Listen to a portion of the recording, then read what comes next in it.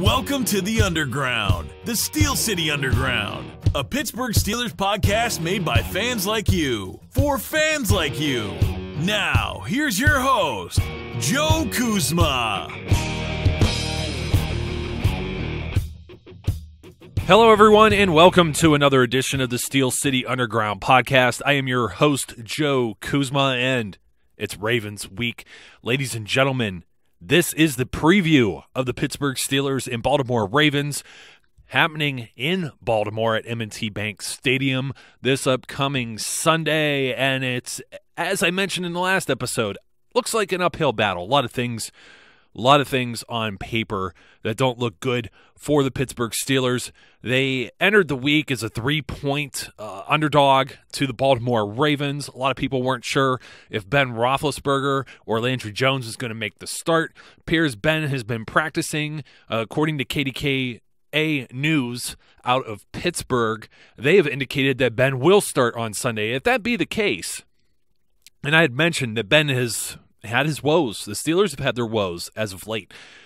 They haven't beaten the Ravens since November 11th or November 2nd of 2014. They haven't won in Baltimore since December 2nd of 2012.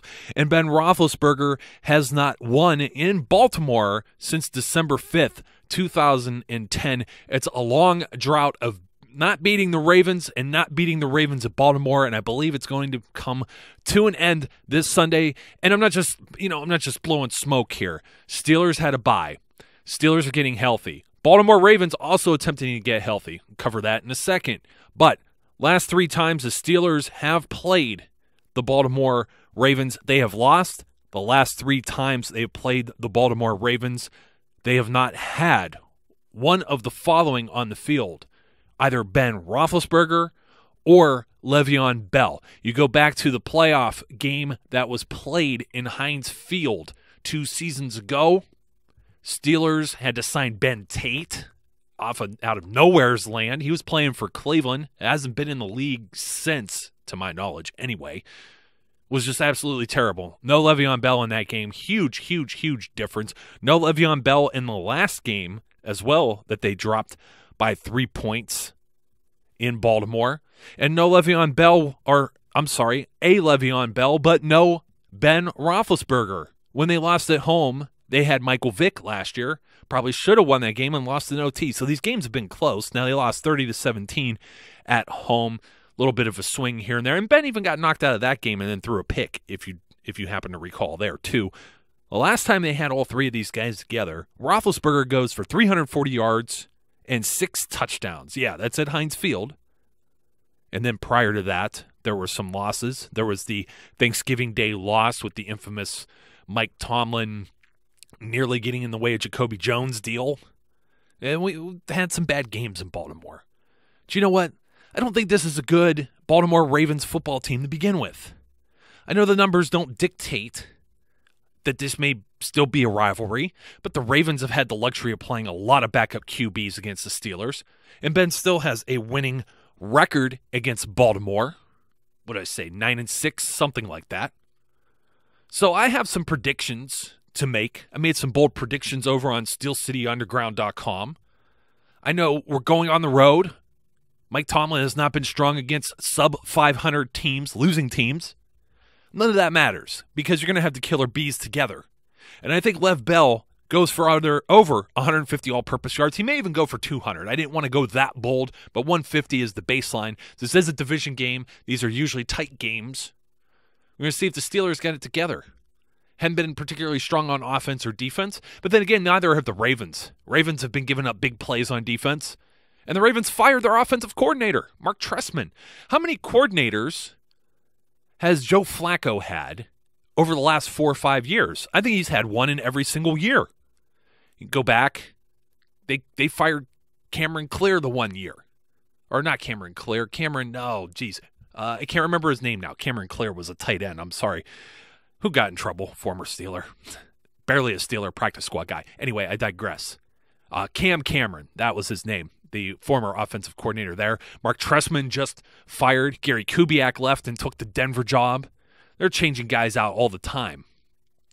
And we see what kind of effect that has. I think that's the effect that's happening in Cincinnati right now. You can only change coordinators so much, change systems so often. These guys were just getting used to one system, and now they're changing it again and changing it again and changing it again. I think that's going to have an effect. They literally have a bye week to get this together. They had 2 practices, just like the Steelers did on that bye week. That's according to the CBA. You can't do any more than that. And then they go through the normal practice week this week and try and install a system. I think we're going to see a Baltimore Ravens team that's going to look a lot like the Pittsburgh Steelers team that you saw when Michael Vick was leading that group, because Michael Vick wasn't entrenched in the system very well, and he's a veteran quarterback, but you're only going to be able to do so much. Everyone has to get on the same page.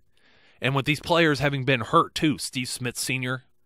going to be coming back for this game more than likely, you tend to think this may be difficult for the Baltimore Ravens for themselves. They have one thing going for them, and that's that they're playing at home and they've had the Steelers number. Don't let that get to your head, because like I said, the last time you got all the killer bees together, Ben torched him. And on this injury, let's talk about the injury report. Cody Wallace is the only guy officially ruled out. It's nice to not have 7, 8, 9 players ruled out before you even head into the weekend. We do have some questionable players. D'Angelo Williams with his knee. Ben Roethlisberger also listed questionable with his knee. William Gay with his foot.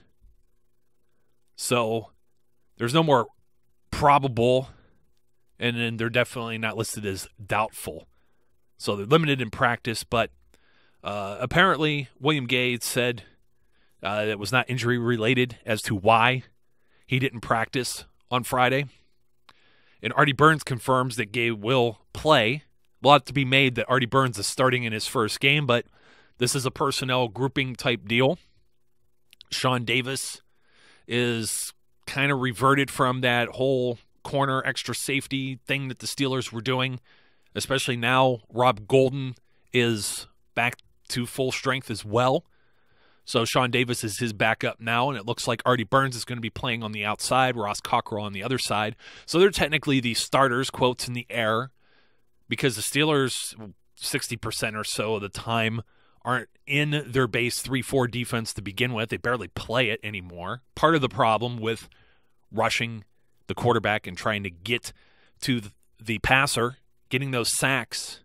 They only have 8 on the year. It's the worst in the NFL.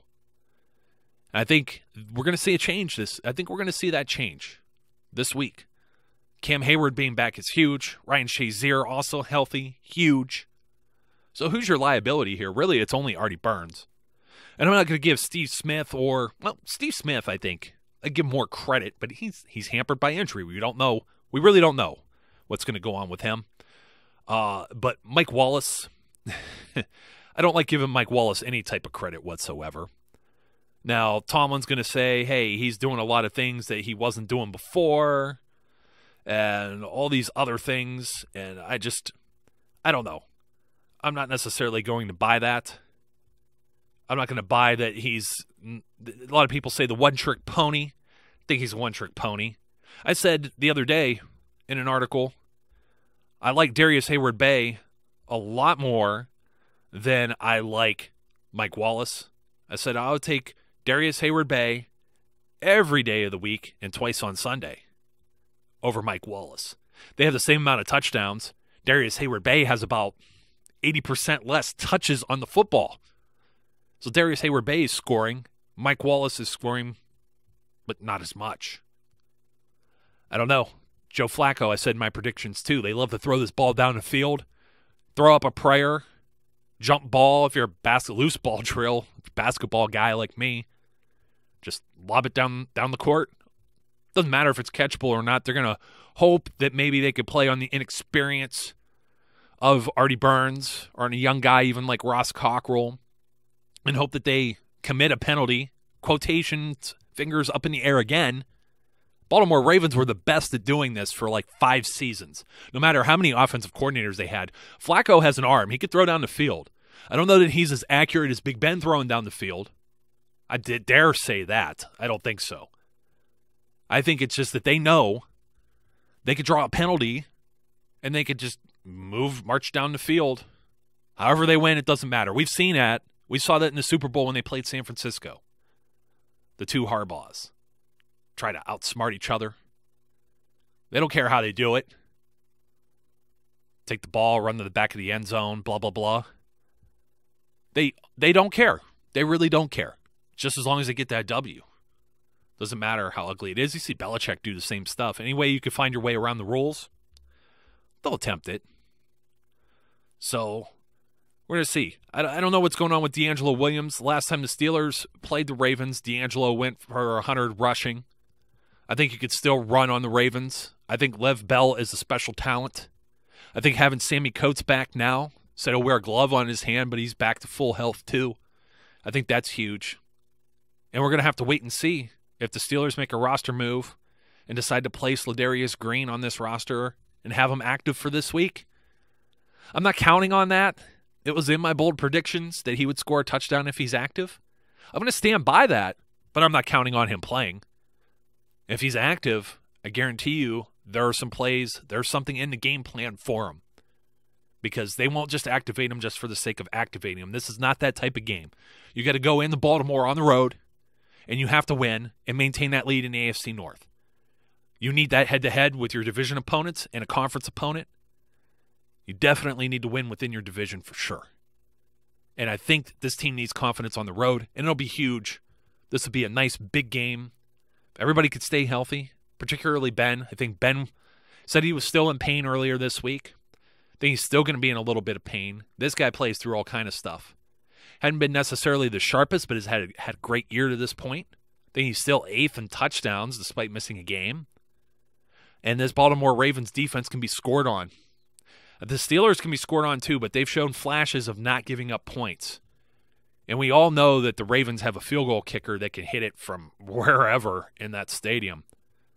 I wouldn't put it past this guy to maybe even nail 55+ in this game.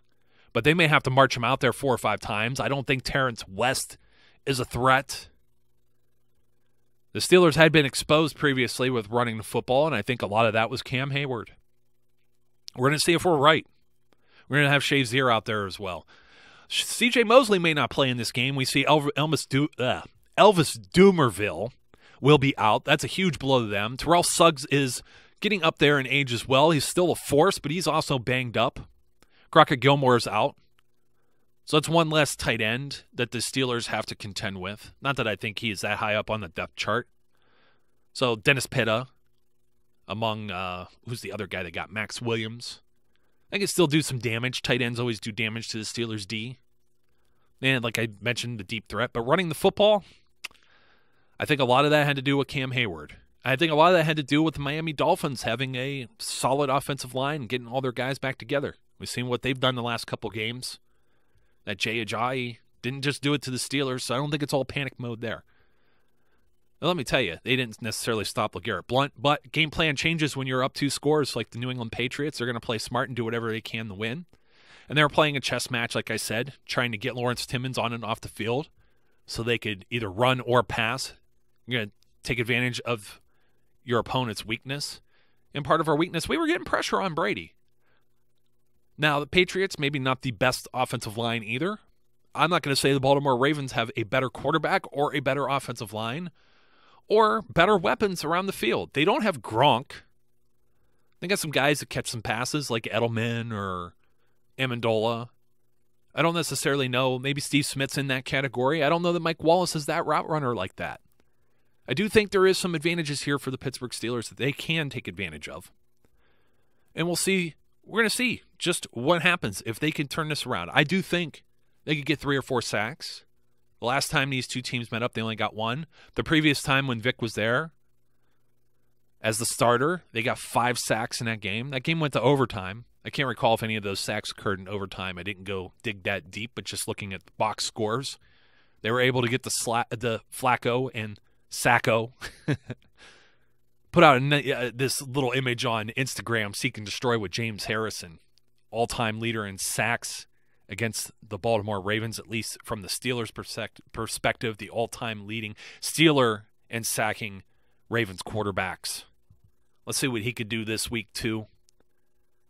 we're close around the corner from getting Bud Dupree back. I think that's going to help this defense too, but can't count on that for this Sunday, folks. I do think that Pittsburgh will win this game. I think, will it be handily, like, it's not going to be a blowout. Will it be 2 scores? Possibly. I could see it being like a 6-point game. I could see it being a 3-point game. I don't want to feel too nervous about this. What I really want to think is that the Steelers, maybe they have an edge, 12, 14, 16 points, fourth quarter, and there's some garbage time stuff that goes around and they win this 8 to 10 points. That'd be very nice. A lot of people calling this a lot closer. Vegas usually isn't wrong with the 3-point swing as well. I don't think they gave this game anything more than maybe 45 points. So you're looking at 20-something for each team, handful of scores. They usually don't get it wrong in Vegas, so we'll see. We'll see, but I think the Steelers get to the quarterback this week. I think they're capable of making Joe Flacco make some mistakes as well. Joe Flacco has not had a particularly good year this year. So what you're going to see is Flacco, only 5 touchdowns, thrown 6 picks, 61.4% completion rate. Quarterback rating on the year, 75.4. He's had a handful of up and down games himself. You take a look at the games that they have played where he's thrown interceptions. 2 against Cleveland, 2 against Jacksonville, 2 against the Jets. Ladies and gentlemen, these are not good defenses that he's had bad games against. That's why I'm not pulling things out of my rear end thinking the Steelers defense can exploit and take advantage of this and carry some momentum into the following week. Now, I don't think anyone's looking ahead to the Dallas Cowboys, so I don't think anyone's thinking that the Ravens is a trap game. I think they're going to be more than prepared, week off, healed up, ready to go, and attack, and win a big game here in the AFC North. Hope everyone else feels the same way too. I know we're all nervously optimistic because we have seen different things from this team all year long. We started in Washington with Eli Rogers and some hype on that. And D'Angelo Williams was the starter for 2 games, and then Le'Veon Bell comes back. And we saw an epic collapse with that whole ordeal in Philadelphia and going on the road. And then we didn't know what to think when they were coming back and they were going to have to play the Chiefs and the Jets. And then even the Jets game was somewhat close. And you see the Steelers just break both of those games open and then drop one in Miami. And then a heartbreaker really against the New England Patriots, though. We all thought that was going to be a difficult game. It was a winnable game even without Ben Roethlisberger, even without Cam Hayward, without Sammy Coates, without Marcus Wheaton. You're playing with like Kobe Hamilton out there. Even Antonio Brown came off the field at times. Haven't had Marcus Gilbert, your right tackle, out there. This is going to be big. This is going to coin one of the presidential candidates. This is going to be huge. A big win for the Steelers coming up. I think this is going to be the one that really turns it around. Mike Tomlin, usually successful in November. These teams get better as they go on. We've heard some of the coaches in the NFL say that September is basically an extension of training camp. I think they have worked all the bugs out. And if I could say it one more time, I'm predicting a Steelers victory on Sunday. Even on the road, even against a sub-500 team, division opponent that's had their number, had Ben's number, had everyone's number, Mike Tomlin's number. This is the time, and the time is now. They're going to turn the corner, on their way, headed for 7. Until next time, folks, be safe, be good, and I'll catch you later. We would like to thank you for listening and remind our listeners to follow us on social media and our website, www.steelcityunderground.com.